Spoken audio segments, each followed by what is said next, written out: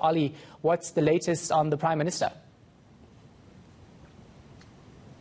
The latest is good news, you have to think. We've heard from Downing Street that Boris Johnson is responding to treatment. That is the first time we have heard that since he entered intensive care on Monday. So, as I say, it must be good news to hear that he is now responding to treatment, because we hadn't heard that before. We're also told by Downing Street that he is clinically stable.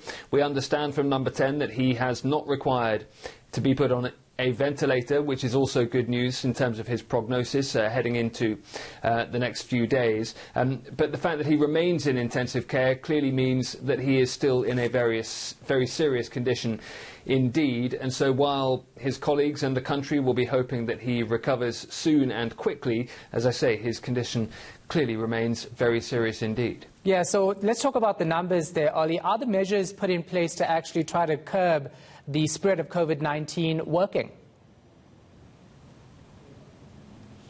Well, in one sense, it's a little bit too early to say. We have always been told by the scientists here that those measures, the lockdown measures that were put in place a little over 2 weeks ago, wouldn't start fully feeding through into the data that we're seeing for 2 or 3 weeks. We are now between that point. We're halfway through the final week of the 3.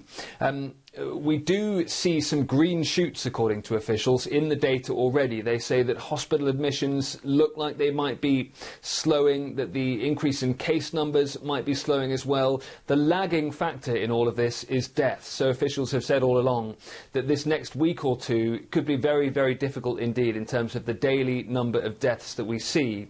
We haven't yet got the official readout for the whole of the UK for the day, but we have got readouts of deaths for the last 24-hour period from the regions of the United Kingdom, and it looks like we are going to see a jump in UK fatalities over the previous 24 hours of over 900. Again, that is the most significant jump so far. That is a huge number. That is deeply upsetting for all of the individuals and the families involved.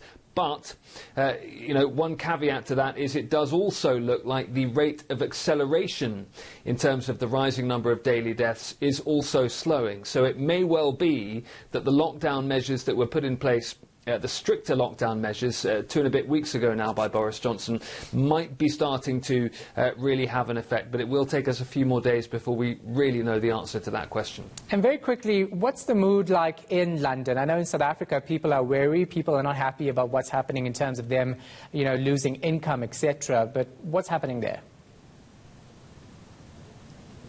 Really mixed emotions about all of this. There is a great deal of anxiety. There is a huge concern, as in South Africa, with people's incomes, their livelihoods. The government has put in place huge financial support, but some people say that's not hard to access, or it hasn't reached them quickly enough. There's real concern about the rising number of deaths, although I think people have been aware for some time that this was coming.